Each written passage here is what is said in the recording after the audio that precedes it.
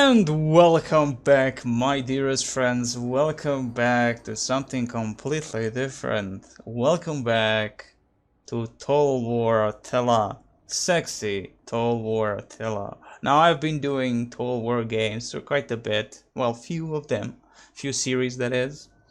I did Call of Warhammer a long ass time ago when the mod itself for Medieval 2 was kind of popular. Well, it was really known, but still an amazing mod, a must mod for any Warhammer fan.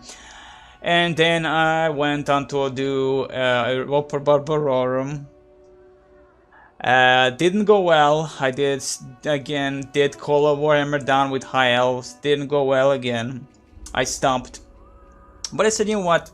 I haven't done a Total War game in a longest time, and Total War Attila is one of those games that I consider, in terms of atmosphere and everything, to be one of the best Total War games, historical that is, or for CA, because the entire period is completely unknown to people. It is between the, it's a true to me dark age, when after the beauty of Rome went away and comes the true darkness, and then comes the medieval time and Charlemagne and all that bullshit. And all Attila, of course, happens before Charlemagne, before the real medieval times that is begin. And that's what I love, that this entire aspect, the entire Attila game, is actually Total War Rome 1 expansion that was barbarian invasions, and this is the entirety of that expansion. The small expansion became a full-fledged game, Attila. And again, I love it. Of course, I really don't have many hours into this game. I actually have not much of a knowledge of the game. I played for a few turns and I stopped. So I said, you know what, if I'm gonna do this, I'm gonna do it the proper way. I'm gonna actually make videos for it. So that way I force myself to actually play the damnable thing. And this is how we're gonna be doing it. We're gonna go into the Grand Campaign and we're gonna choose the Slavs. They're a DLC faction that I bought because, again, I love Slavs. I am Serbian, so there is that. And I will be playing with the Venedians. Why? Mostly because I tried few times, I got annihilated either by the Huns or either by the other peoples. The minor faction, the bigger faction to the left of us, the Geats, the freaking Vikings themselves tend to enter the fray and start raping and pillaging us. So in general, I don't survive for quite a long time, and of course I always play on Legendary, so there's that. So this is gonna be fun. It might be just 5 parts. I don't know. We'll see how long it actually I can last. I'm gonna try it again. This is gonna be very slow. Let's play, if you will, the sexy stuff. Very slow. I'm gonna look at every detail and see how I'm gonna try and role play what the faction is. Not by talking, but just seeing at what our characters are. How will we go with our empire? And Venedians, what I like is they're hardy warriors first and foremost. But again, this is a cultural trait for all the Slavs. Hardy warriors, and this is the faction trait, which I really like, in touch with the ground. Gifted vast expanses of land by the gods of earth and sky, and highly adapted working the soil. So we get Venedian farms. Farms do not have any negative effects, squalor or public order, which is actually quite an important thing compared to the other factions. Income plus 100% from farm. They're farming people, and I love that. They're just like, I'm gonna rape the shit out of you. I'm actually gonna farm the crap out of you also. I like that aspect very so much. In terms of income, minus 50% from commerce, industry, or culture. That is a bad thing, but again, if we're gonna make it a farming kind of civ, so to speak, we're gonna be that's gonna be a cool thing. That's gonna be a cool thing in its own right, because again, it's just I prefer more diplomacy-oriented games and more, when the war is just a needed thing, and of course more economy-based thing, like farming and selling and all that stuff. I like that aspect, and in Total War tends to fail at that in the basic level, and probably even this game, but from little what I played, I enjoyed that, and that's how I'm gonna kind of role play the entirety of the thing. So, Faction leader Darko. Religion Slavic paganism. The true origins of the Venedians are shrouded in confusion, the Romans incorrectly classifying them as a Germanic people. With typical Roman snobbish arrogance, Ptolemy described their squalid living conditions and their repulsive appearance due to intermarriage with other ethnic groups. Despite these scathing remarks, the Venedians have endured, becoming so populous that they have branched into two separate groups. Eastern Roman scholars make specific mention of the Venedians as the fathers of many of the other Slavic peoples. Although considered a guiding light in the gloom of the upcoming 5th century AD, the path ahead will not be easy. Huns, Romans, and barbarians all encroach on Venedian territory, yet if they can hold their nerve and never cower to the mighty or the desperate, they may rise to inherit the world beyond. So let's begin. Where these are the settings we have: advisor high, show full, autosave no need, bell realism mode, of course, being on the legendary, I think that's the needed thing. Bell time limit, we're gonna go for 40 minutes, even though you're not gonna have nearly even 20 minutes, but just gonna go for 40 minutes for the maybe sieges are gonna be long. I have no idea. Again, not really into the game. So this is going to be most also blind, actually quite a bit of blind. The biggest amount of turns I ever had is with Geats, because again, Beowulf, and that was like maybe 70 turns, maybe, if I'm not mistaken, and that's about it. So we really get into the good stuff. So let's start this beautiful thing. We're going to see each other after the loading screen, hopefully.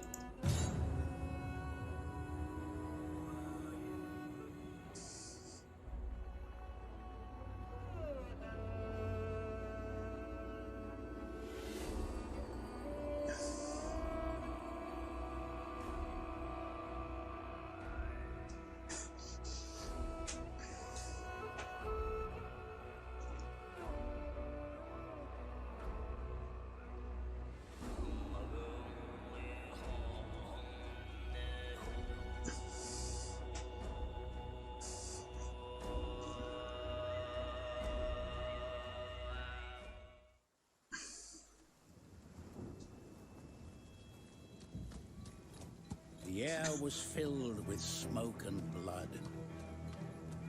Rome was weak.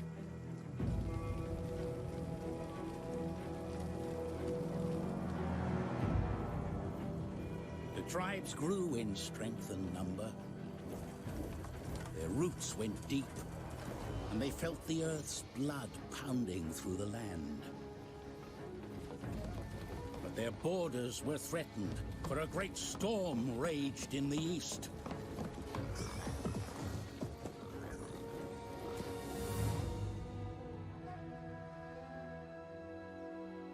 One by one, the tribes scattered as seeds in the wind.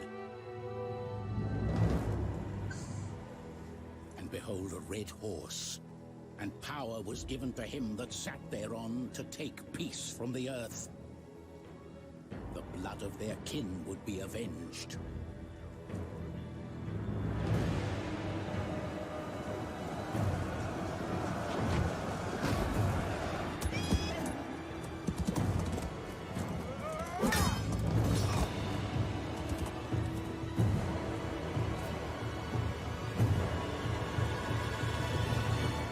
Great hunters, they tempered their blades in Roman blood, and saw their once mighty walls reduced to dust.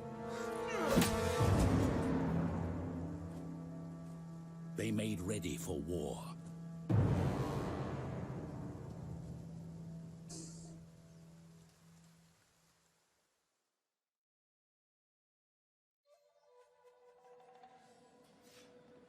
The Venedians are the great fathers of the Slavs, and instigators of their great expansion across Eastern Europe. Yet great dangers threaten all we have accomplished. Dangers we must face if we are to survive. The Huns are upon us. They have descended from the steppes with the changing climate, destroying all in their path. They will soon turn their savage eyes to us, yet hope is not lost. There is wisdom, perhaps, in treating peacefully with them and purchasing our safety in the process. The lands they have ravaged have been all but abandoned. We could be the ones to recolonize them. The soil is barren and burned, but we Slavs are masters of the land, able to nurture any earth back to fertility. Let the Huns burn and pillage, so long as we are safe. Beyond their anger and destruction, there will be a world for the taking. Our world. Okay, what I have to say is at this beginning is that the intro itself, it's like the same for the goddamn Geats or whatever the Vikings have. And the thing is, I'm like, but you know, who cares? Let's move on what the good stuff, and the beautiful stuff actually, and the many new additions to the Total War, which is again the food thing. The food, the surviving factor, the survival against the great winter from the north, and I love that. I fucking love that. I never reached again to that position where it actually has any effect, or how it actually feels, or how it looks, but from all the things that I heard, while it might not be the greatest fucking thing ever, I like the addition that the game is about survival in this hostile environment after the fall of Rome, when it was split in two, of course, and by then even what's left of little Romans, they're getting completely annihilated, be it the Eastern or the Western Roman Empire, they're completely getting annihilated by the barbarian tribes they consider lesser than them, which of course, that those said barbarian tribes became what we know of us today. So again, this is the true dark age of the technology, if you will, for the human race, I would say at least, because the ancient empires are gone, due to the hubris of their own existence, the way of thinking, and now the barbarians are taking it over. But again, they're not fancy dressed, they don't have cool uniforms, they're not the they're not the Greek, the Spartans, that is, they're not the Romans with legionnaire shields, the fancy armors. And I think that's one of the reasons why people don't like this game as much, is the aesthetic of the game is not as appealing as, for instance, the Rome 2, Rome 1, or medieval even, of course, medieval even more, because I mean medieval 1 and 2, amazing looking, the knights, the Teutonic knights, the Saracens, you have so many different factions with different armors, clothing, and all that. The game, again, this one is similar into that from what I have played of these 50 hours or whatever, how much I actually have in the game. But I like that, again, it's a unique game in the series, I would say. It's quite unique. So, Chapter 1, Preparation, they made ready for war. Objective, survive until the following day, string of 400, okay, and reward will get a treasury of plus 2000. So this is, again, main Chapter 1. And we of course, we have bonus objectives and all that, we shall, of course, look at this, every single thing. Again, for you people, probably it's going to be very boring, but for me, it's going to be very much into the game, into the core of the things. I talk a lot, which is, again, the thing that I do.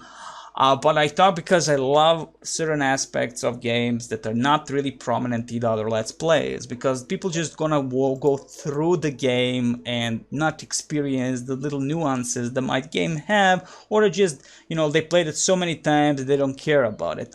For instance, this is mostly like a blind Let's Play, if you will. So we have a technology tree, which is nice. We have two types, more combat oriented, or more, of course, civic, military civic. There you go. Simplicity, demon. Simplicity is right there. You just have to read the damn thing. So we have 4,000 of treasury at the very moment. We have to choose one of these. Which one we shall go? Now, from what I played a little bit with the Venedians, as I said, we get owned by either Huns for telling them to fuck off, or the other parties which don't like that we have had any kind of contact with the Huns and gave them food or money or whatever. I honestly want to keep the good standing with the Huns, because I like them and I respect them, and I want to have the best fucking thing with them, right? So we are farmers, that's how it's gonna be. We're gonna fight and stay true to our goals and survive with what little we have and fight for our right to exist with any faction we want to exist with. Now, it doesn't matter if the others don't like that, fuck them. So what I'm actually gonna go is more with the defense stuff at the start, I would say, because from what again happens is I'm getting fucked always. So from this we're gonna get warrior aristocracy is the already thing that we have. The strength to lead is granted to a few men, and again enables the building of artisan. Many buildings I still don't understand what they do, and of course we're gonna go into that little details of each of one of them, what exactly they give, and I'm gonna read a lot. A lot. So regional defense force. A well-defended coastline keeps the wolves from the door. Okay, so again, recruitment cost minus 2%, which is okay, enables building of hunters camp. While at the land laws, we have the additional of what? We get a lot. We get a wicker maker, and again a wicker maker. Is that the same thing or a different thing? Oh no, okay, this is a, I'm guessing when, because I think we can go into that thingy, you know, when we just screw all the cities and just go horde mode. I think that's a horde mode thing. Could be. So again, we can make it for that, or we can make it just if we have our cities and build them Venedig. Goat pans and goat pans. So for, I'm gonna go first for defense, whatever, even the smallest amount is gonna give us something, I guess. Again, recruitment cost just minus 2%, not a huge thing, but hell's bell, let's begin with something. Again, we might not survive for 5 turns. Like, who knows? I honestly have no idea. Another thing that I really like is the sound effects. When you zoom in, you can hear the, you know, like, I mean, the birds and the bees. And you go a little bit out there, you can hear the, of course, the humming of the wind, you know, and all that. But I like going inside like this, and just the map looks gorgeous. The detail, the graphics in this game are amazing, to be honest. So again, exploring all those little things, I think is to me, it's gonna be the thing of the future past. Also, we have all the seasons. We are at the spring, so I'm gonna be waiting it down the winter, I guess. We have again 4,000 treasury. Predicting income is 1,584 at the moment. The income is 3,797, but the expense is 2,213. So food. The new thing that I really like is this food. So it, like, on what are you wasting, what is giving you, and all that. So buildings are giving us 32, and fertility is giving us 20. Now, again, the bonuses. So we read what the freaking.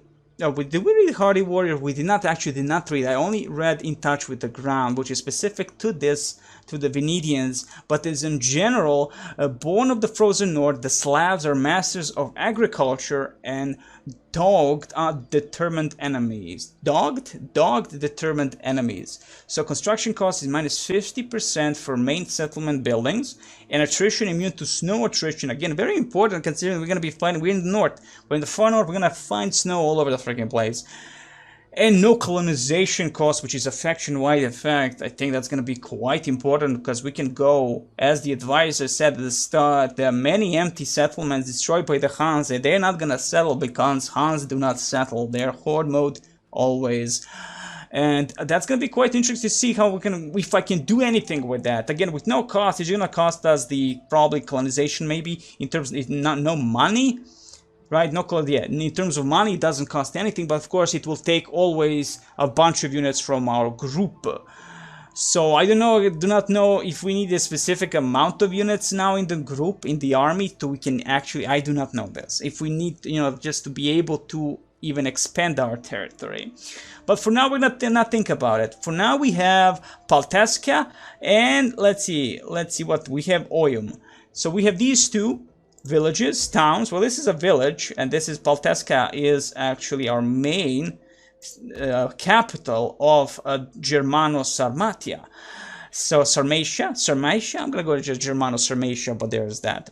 So let's see what exactly that all truly gives us. Strategic overview, okay, so this is the province, and in it we only lack one more to complete the province for ourselves, which is of course Duna.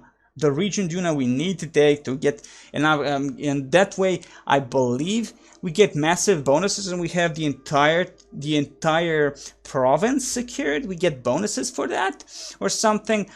Else bells. I mean, I'm also mixing out with Total Warhammer, so Total War Warhammer, so there is that, when you actually have to have provinces to be able to even give some, like, certain edicts.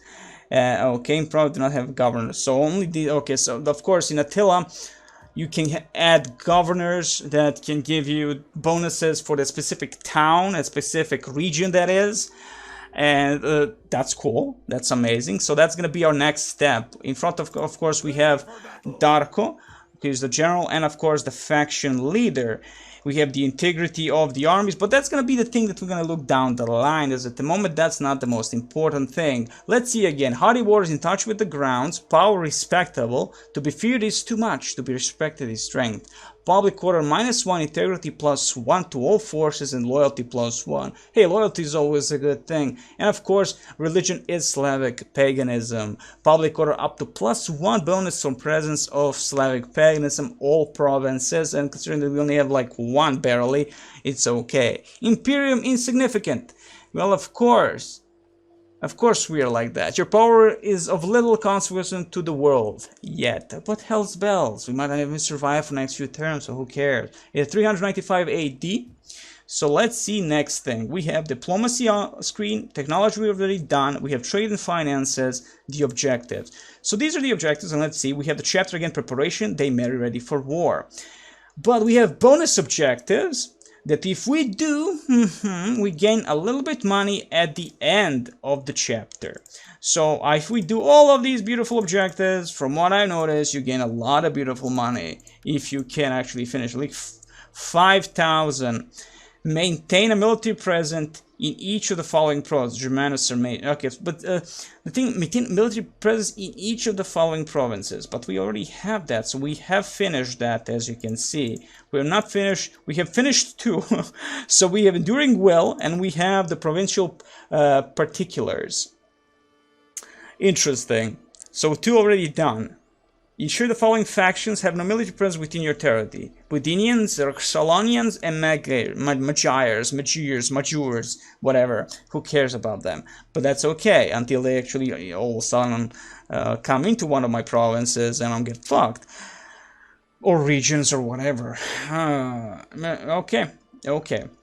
For now, it's okay. We just need number 2 bonus and 3 and 4, which is 2. At the end of your turn, have an income of at least 3,000 talents.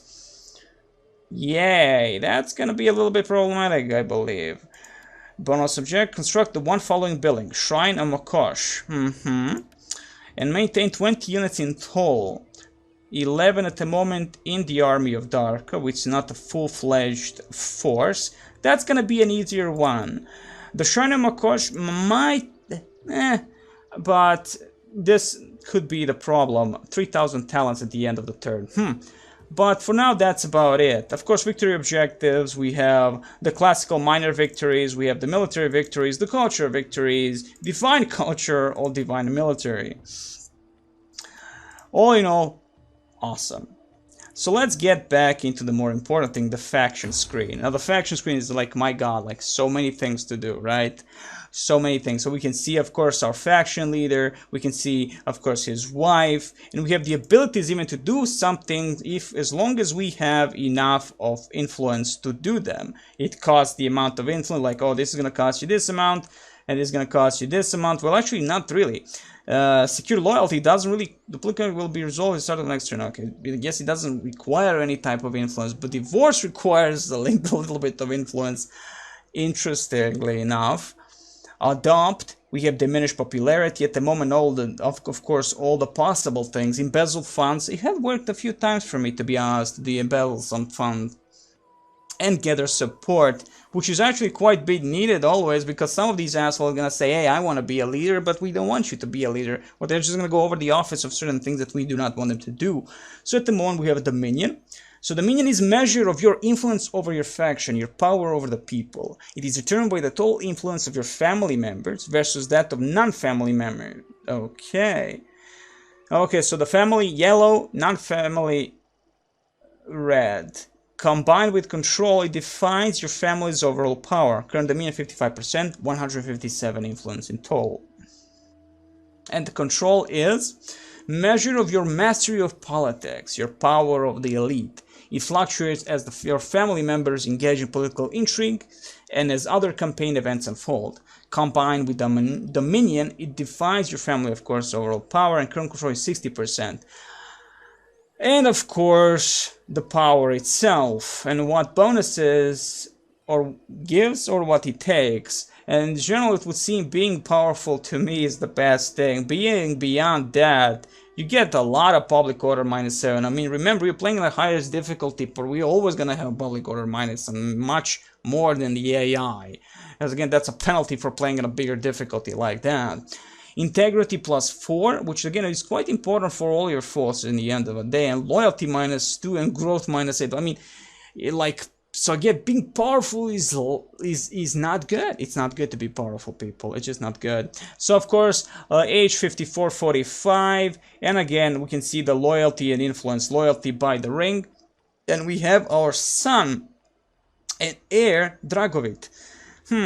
So he doesn't have much of a loyalty, but he has no job, and we can only give him the position of companion, but requires age 18, rank of 1, and influence cost of 20. So it does give you. So the selected character may attempt to secure this office. Their success or failure will determine at the start of the next turn.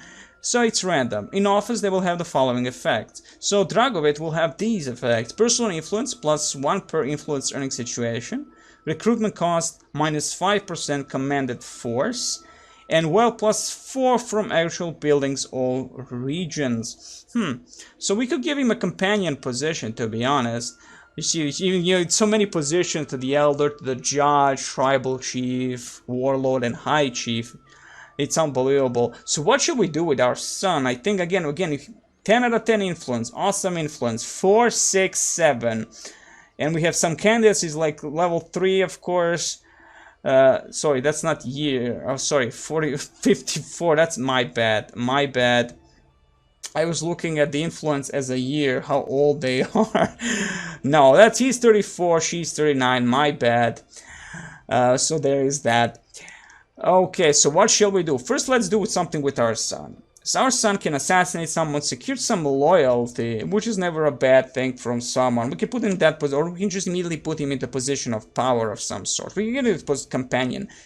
Let's do that. Dragovit, you will be a companion. We're gonna companion. Let's see if somebody says, oh no, we don't want him to be a companion. Of course, it costs some influence, and we can give others some companionships also. For now, I'm just gonna see with him and do that, and that's gonna be it for that, I would say. So of course, next thing is gonna be to put some governors in our palaces of pleasure in our main city of Paltaska. We'll see if we can give someone a position. Can we give a position? No governor appointed. Let's do it with the governor thing. So, loyalty of 4, loyalty of 6, loyalty of 7. But also, we have these guys. Relentless Attacker, Lich, and Mladen, Powermonger. None of you are going to be worth of my thing. So, you are going to be probably Porga. He is going to be, I mean, he is a great thingy. He has a nice that is not the influence. He has influence 32 and loyalty of 7. He will be gonna be the main guy. Well, actually, German Sarmatia, it's the entire province, not in terms of regions alone. That's my bad. I was thinking that each city has the ability to have a governor. So no. Okay, so he's gonna be the main guy for our very first bunch of lands that we can own. Okay, I can go with that. Again, he is a loyal persona. We're gonna keep him for now as he is. And that's gonna be it. Next thing is gonna be to see our cities and what we can build in them. As we have 4,000 and only 1,584 thingies to be gained, we could go immediately for a small city, but the full consumption -35 of 52 that we have. If anything, I would actually go onto the undeveloped land, which actually costs 3 population. We have 4. Or go to Oyum, and that requires 4. I would go for immediately some type of, well, more food. More food because of the Huns. More food because of the damnable Huns, if anything else. So, at the moment we have an 80 farmstead, but you know, like choices, right? So from this, we can go into 3 choices. Each costs the same, and the turn time is the same. It feels. So we have farm, farm, farm, understandable. Veneti goat herd farm, Veneti fields, and Veneti pastures.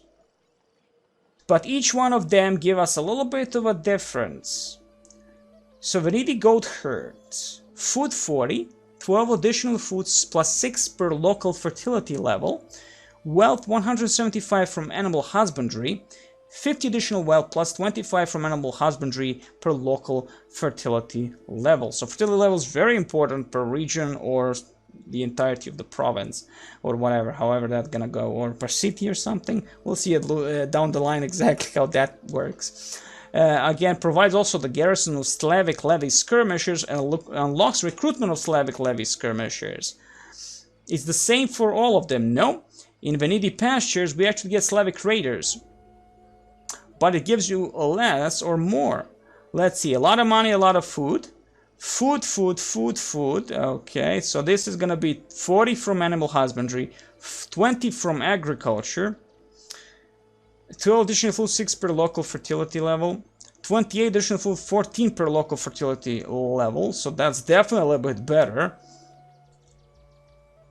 Well, 30 from agriculture, 100% from animal husbandry. So that's gonna be like, do you want to go with animal husbandry or just pure, you know, like goats in specific? Again, isn't it the same thing? Animal husbandry, agriculture. No, sorry, this is Veneti fields. I'm like looking at the pastures, mixing it up again. Should I go with this one? 50 additional wealth plus 25 from agriculture. Again, it's all about what I want to go with. I mean, the Veneti pastures, food 20 from animal husbandry, 12 additional, 180 additional, 54 from animal husbandry per local fertility level, 25, 25, 20, 20, 40 from animal husbandry compared to 20 on Veneti pasture. But Veneti pasture give us raiders. I think having some raiders would be a good thing. Quite a good thing, actually. Yes, I'm gonna go with the Veneti pastures, livestock, and all that. Veneti farms do not have any negative. Okay, just to check out on this, if I don't get fucked again by not looking at exactly what we as Venedians can actually get. So we're gonna go with farms that are Veneti pastures. A wise shepherd watches his flock day and night, because mostly, not just because what it gives us, I mean, it's not a huge chunk, but it gives us Slavic raiders. And I mean, it is 108 additional wealth plus 54 from animal husbandry per local fertility level. Okay, but in terms of food, the food is the important thing. Plus 20 for animal husbandry. And additional food 12 plus 6 per local fertility. So it's the low, well, it's there compared to the agriculture.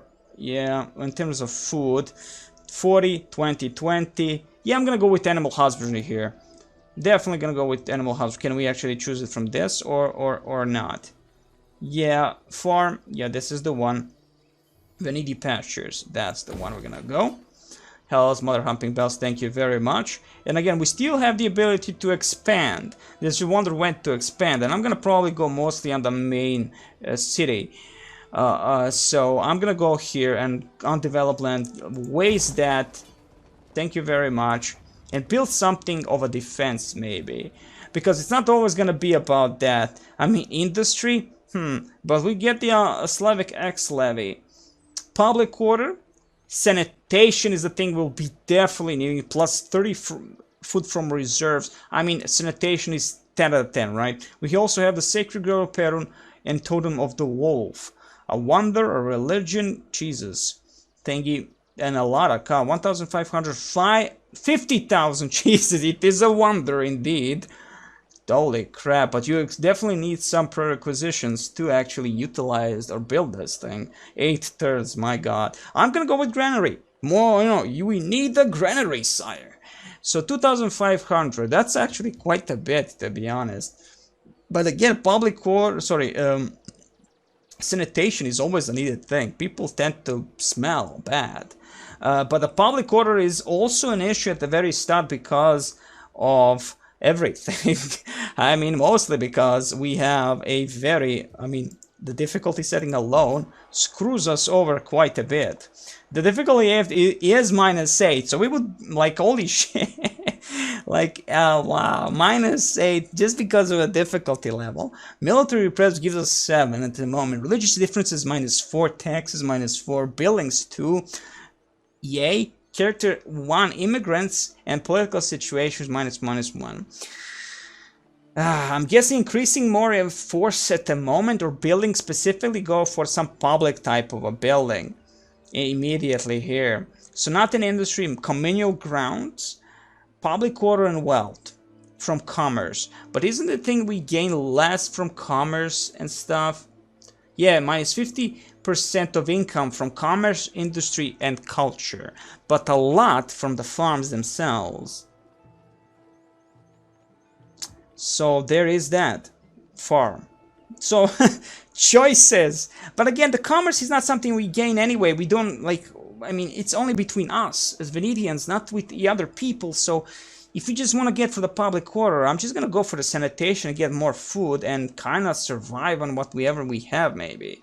But again, the problem is also we have Oyum, and Oyum itself is in a bad situation, also -8, considering, again, -8 because this is the province of Germano Sarmutia. But, you know, like, hell's bells, choices, people, choices.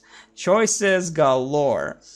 You know, like, farms, we're gonna Veneti pastures, we can go maybe now different a little bit. We can go with Venetian fields and all that, and kind of go down the line. I mean, however we're gonna go, we're gonna go yay or we're gonna go nay. So we already have this in this province. So at the moment, Venetian fields or get Venetian goat herds. But mostly because, again, they both give you province, the garrison, and again, ability to get Slavic levy skirmishers, so it doesn't really matter in terms of that. But 40 food, 20 from agriculture, okay? 20 additional food, 14, 12 additional, 6 per local fertility level. In terms of money, we get 30 from agriculture, 170 from animal husbandry. 50 additional wealth from 25 agriculture per local, 50 to plus 20, so it's the same. I'm going for the Venetian goat here. Like, I'm definitely gonna go with, because of most of the wealth, 100% from animal husbandry alone. So we're gonna go that there. Thank you very much. That's 3-3, and at the moment we have no money to do anything else as is, except of course, maybe getting some more units here. In terms of mercenaries, I do not like hiring them, as, I mean, the AI hires these bastards like nobody's bed from what I've noticed. Also, I did try to think that this is gonna be like maybe 30 minutes video, but this is the first video. The other videos are gonna be much shorter. The battles are gonna be in a replay form, so we can have a little bit more fun with that, and that's about it. So, you know what? I'm just gonna end it here. We're gonna see what's gonna happen soon, very soon. So I hope you enjoyed this. I know it's gonna be slow, and it's gonna be actually quite slower as we go on, and if we survive all these beautiful lands of glory. But you know what? That's the point. Have a little bit fun, enjoy this beautiful game, and I wish you the very best next time. More love, more drugs, and as always, more sexy Total War Attila.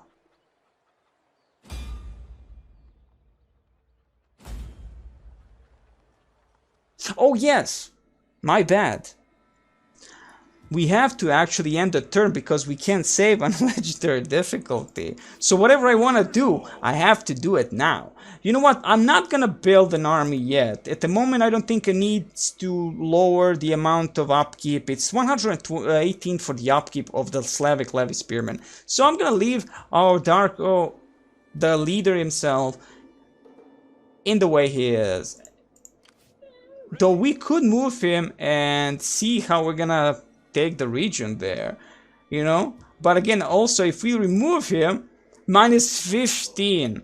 This is a problem in itself. But again, if we gain to this point, gain the city here, of Duna, we might be able to, again, we have the entire province and we slowly build everything. So, but again, maybe immediately we're going to be attacked by someone, you know. So I'm going to wait for one turn and one turn only and see how this is going to go. So let's end the turn and see all this. You may still an edict. Another thing the demon actually forgot that we have edicts. A lot of actually, not really a lot, but a few edicts. Sacred winds, replenishment, a religious influence, plus 4 Slavic pagans provide. Okay. Public order. I think I'm gonna go with Parents' Glory just for the public order alone, and research rate plus 2% for civic development faction wide. We're not going for the civic at the moment, sadly, but I'm just gonna go with public order. Thank you very freaking much. And yes, that is for the entirety of the province. So again, let's try and end the turn and see how this is gonna go. I mean, I wanted to end it immediately, but I again forget that this is a legendary difficult and not really again into the... I have not done this in the longest time. I have talked to a wise woman and all speak of a treaty, and our elders see greatness in you. Thank you very much. Sclavinians, man, I don't trust these fuckers. They're gonna probably get raided by the Huns at the very start. But they require non-aggression pact, and again, it's the beginning of any kind of diplomacy is gonna go with that. They are reliable and defensive. So we're gonna just go with that, and hopefully everything else is gonna be fine. And of course, Antians. They demand non-aggression. We offer a treaty. The worthy make the best friends. And this is a good thing about the AI. Our friends, sorry, the Antians. I'm not gonna go out into the next sphere of evolution, but you know, like, I'm not gonna say AI this, AI that much. But the Antians and Tripimir, okay, he offers some payment and non-aggression. I'm gonna accept that. Hey, you're offering 300 is the thing of Sparta, but we're gonna be taking that. And as I said, I'm gonna try and go with the farming, and I'm gonna try and like keep to some kind of an element of just being normal people, defending our lands, and, you know, expanding whenever we can, and try to keep the good with the good stuff. The Huns are scary, the Romans are scary, everybody else is scary, of course, at the moment. We are nobodies, and of course our power is meager at best, and for how long that we survive, that's gonna be it. And, you know, I'm okay with that. I'm okay with that because it makes the game much more interesting. If we fail, we fail. And I think that way we can, I mean, at least I will enjoy the game much more. And Venedians might win, might lose completely in 2 turns from now. But, you know, decisions on this type of beautiful difficulty. Office secured. Dragovit, our son, has gained the office. Excellent. Power respectable. Office appointed. How beautiful is that? And again, I wish you the very best the next time. More love, more drugs, and as always, more Total War, Attila.